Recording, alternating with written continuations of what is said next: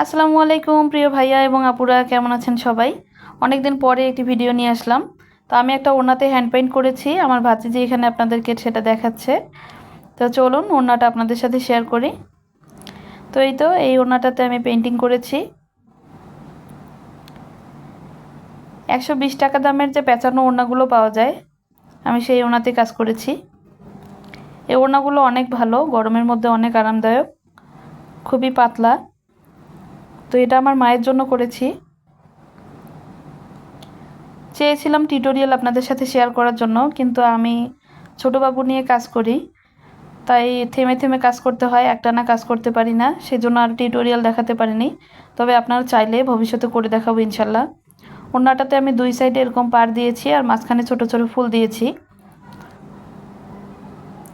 পুরাটাতে এরকম ছিটা ছিটা ফুল দিয়েছি। পাড়ের কাজটাতে প্রথমে আমি একটু হাতে এঁকে নিয়েছিলাম পেন্সিল দিয়ে, তার উপর দিয়ে এঁকেছি।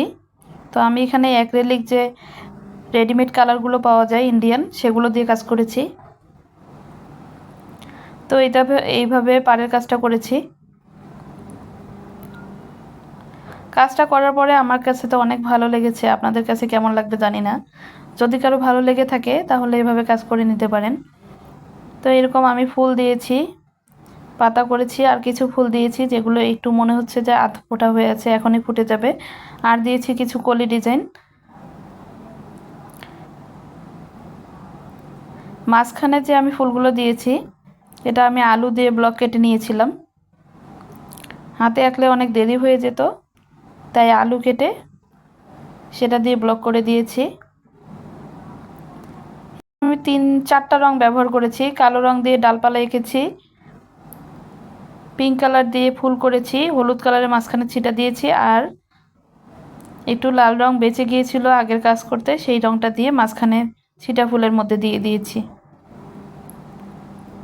তো মাঝখানে ছিটাগুলো দেওয়াতে কিন্তু আরও বেশি ভালো লেগেছে।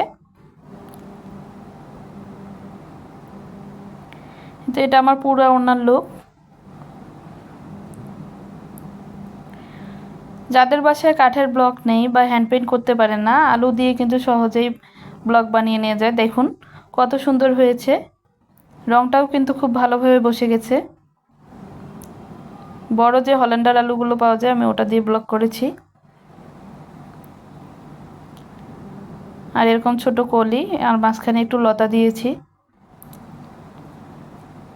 ডিজাইনগুলো একটু একরকম করিনি, একটু এলোমেলো করেছি, সেটাতে আরও বেশি ভালো লাগছে আমার কাছে।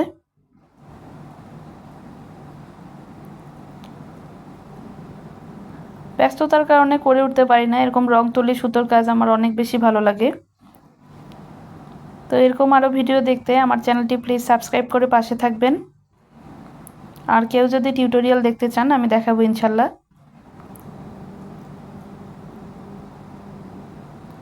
এই তো আজকের ওড়নাটির মোটামুটি এটাই ফাইনাল লুক। তো সবাই ভালো থাকবেন, সুস্থ থাকবেন, আমার জন্য দোয়া করবেন। আল্লাহ হাফেজ।